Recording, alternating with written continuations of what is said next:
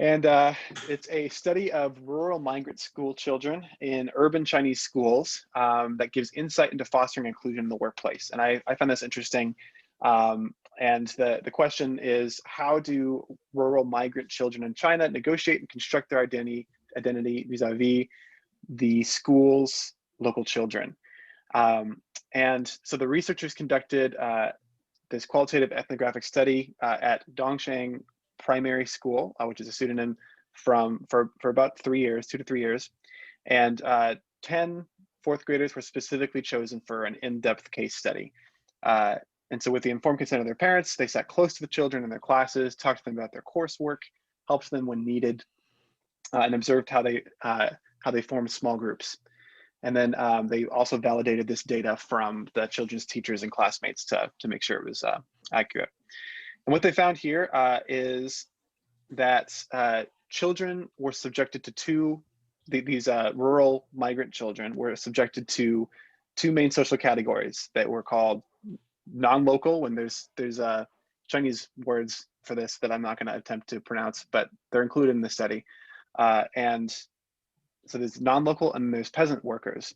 And this affected their status because it determined their access to housing, education, health, and even car ownership policies. So you can see that these are more, these are derogatory terms that were kind of used as, I guess, so they were used as social categories by, I'm assuming, the urban Chinese students that these local migrant students were incorporated in within these schools. And so, but with this social category, these migrant children included here developed a common group identity with each other. And although these terms were used in a derogatory way, the migrant children kind of reinvented them and used them to address themselves. They reconstructed the meaning of the former as a way of elevating their social status among themselves. And then additionally, they kind of, it's almost looks like a fight back in a way, like the students portrayed the Beijing population, the other students, the more urban students in the school, as lazy, undeserving, and privileged, simply because of their inherited this word huku. I'm not going to pronounce it right, but what that means is the huku status is kind of the it's a social policy, which is the traditional household registration system in China. So essentially they're relating this policy to these words in a more derogatory way. And they emphasize their own positive qualities like hardworking, diligent, thrifty, self-made for themselves. And then the key conclusion here is that these policies and occupation-based social hierarchies, they heightened group boundaries and hindered social integration. And so Anupriya took some things out of this, including an importance of reducing structural inequalities and creating systems for amalgamation. And so she encouraged people to audit existing systems to check that you have values that reflect a commitment to diversity and inclusion, and that have an organizational culture that actually reflects those values. And then additionally, the idea that language matters, since that was a big part of this study, is that observing the linguistic culture at your workplace and how employees from different backgrounds address themselves, as well as how employees who are from privileged backgrounds address those who are not. And this culture may reflect subtle social dynamics that may not be obvious to the management's eye and offer great room for inclusion initiatives. She also related it back to a lot of other social groups and social and identities that have reclaimed words, derogatory terms, in efforts to empower their own group. And so yeah, I think there's a lot to be said on that lots of examples side as well. of this. Right. Yeah. So yeah, that's how old were these kids? Fourth graders. Fourth graders. Yeah. Wow. Because that's interesting, because like they're coming up with ways of like talking about hardworking and yeah, at a pretty young age. Right. Reframing, so you could see how early that was. I mean, it was a small population, it was only 10 kids, but it was still, you know, a good case study. Yeah. Yeah, and highlighting some very, profound aspects of social identity, group identity, you know, in all different environments, not just like in the workplace, but in schools, in your community. I mean, yeah, I think that this relates to a lot that our world is currently experiencing, and it has been for, you know, the all of time. I like how it kind of speaks to, I mean, it's just a very simple way of looking at how it speaks to the psychological need for a positive group, for a positive self-concept or a positive group identity, where it's like, if there isn't this sort of structural system for amalgamation and integration, and we are kind of being, you know, segregated, even just like sort of just naturally, not even, you know, whatever, we're going to create a positive identity of some sort. I need to think of myself in some positive way. So like we start coming up with ways of thinking about us as in a positive light, you know, and then sometimes, unfortunately, derogating the other or the out groups, you know. And so I think totally, and you can see this happen sometimes with teams at work. You know, it's like I think we saw this in one of our recent clients where they're like, one IT area was like, oh, they all look at us as the technical people and they look at us this way, but we're doing this and we're positive. They don't understand this. And then the other side is a different story. And you can see that with even these different departments or teams at work, where they both have to have solid identities. If there's not some structure in place to integrate them correctly, they can, one little thing can create a separation, and it sticks. Yeah, and if they don't have those structures and systems in place, they're not going to even be exposed to that positive group identity that potentially that the other created for themselves, right? They're only going to think of the negative group identity that they've already put on them. Yeah.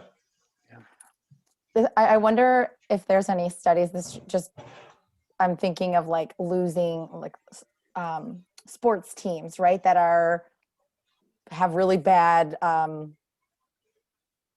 I can't think of the word, but records. Yes. Yeah. So like they're the losing team, right? But like, what do they tell themselves to still get out there all the time and keep playing, even though they've never won a game or whatever, you know? Yeah. Like what do they also experience this sort of rephrasing to themselves, like on an inner group level? That's a good, there's lots of research on social identity in the sports field, both from the athlete side and the fan side. But I haven't seen one that kind of addresses how a losing team reframes their story. That'd be interesting. I wonder if that exists. That would be pretty interesting. Yeah, I mean, I'm just to talk about this in more of like a lighter, you know, grouping. Like that's what came to my mind, because just like the social group identities that are more marginalized and sort of experience more of the oppression, like, and they sort of rephrase. I'm just curious, like, if there's a way that we can talk about this and from a sports team perspective, to say how important it is without actually like calling one out, you know, without calling out a. Yeah, it's a nice proxy for the greater social system, and it's also a very clean way of doing it, because like a sports team is a very right place for social identity to form. You know, the teams, you know, you're rooting for your team and you have the same colors and you're in the same, you have a lot of synchronicity. And so, yeah, that would be a good place for that kind of study. Yeah. I was thinking even like the Stanford prison experiment of when, you know, you put one group of people arbitrarily into a, you know, quote unquote, like lower position, inferior position. One's the guard, one is the, you know, the prisoner, and one is the guard. And then the prisoners start to form an alliance with each other and start to look at the guards as evil, and start to form ways that of reframing their own position and that sort of thing. Yeah. That is a study that's currently going on, or that's the Stanford prison experiment. You got if you haven't seen that, you got to take a look at it. It's a super famous social psychological study. They had to stop. Oh my God, they did a movie on it. They have a film on it, they have a documentary on it. They basically took these Stanford students and these social psychologists. Man, what was this? What's the famous psychologist's name? I'll look it up. But it was in like the 70s or 80s 70s. or It was the right? 70s. They would never be able to do it today. It's So too unethical. they took these groups and then they just arbitrarily assigned some of the people to be the prisoners and some of the people to be the guards, and they had to stay in the dorms in this one section that was just for the experiment and treat them like prisoners and the other prisoners like guards and just see what happens. And within like 2 days, there was these crazy power dynamics where like they were seriously being mistreated, and they had to come in and step in and stop the experiment from continuing because like it was getting violent.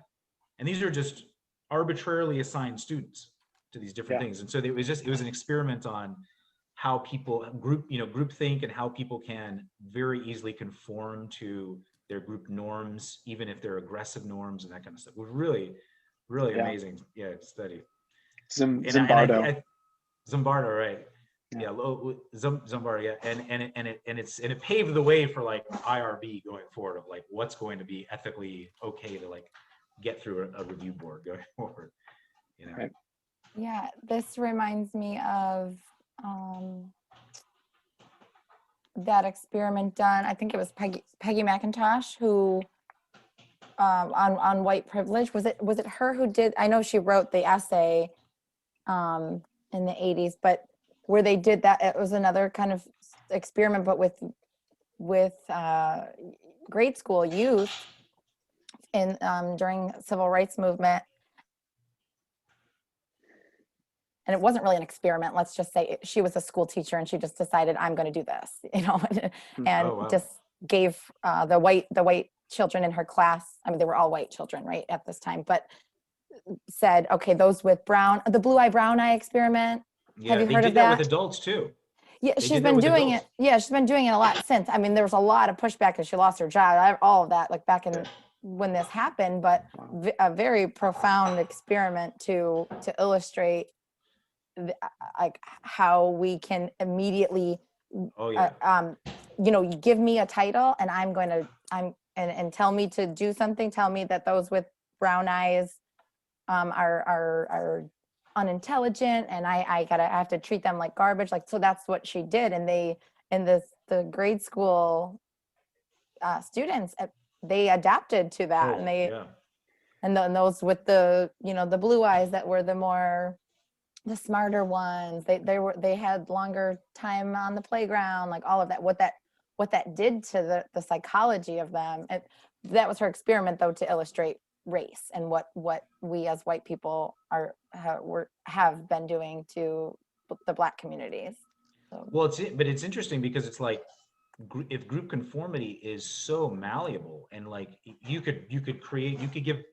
they've done all kinds of studies, like minimal group paradigm is a real phenomenon where you can give some people a red t-shirt, some people a yellow t-shirt, and then they just create these sense of group identity, and you can tell them and especially if it's an authority figure who tells them the way it is for the reds versus the yellows, and they'll just listen and they'll go into it. So it's like, yeah, it's a crazy thing. They did I think it was Lita Cosmides, evolutionary psychologists, they were doing some really interesting studies to see which groups were more powerful than other types of social categories, which social categories were kind of more powerful to elicit group conformity.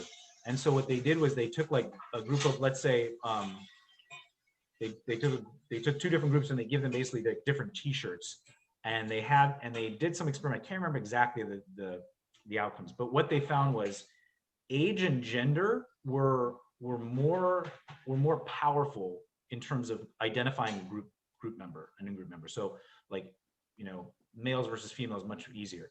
But even giving someone t-shirts actually was more powerful than race.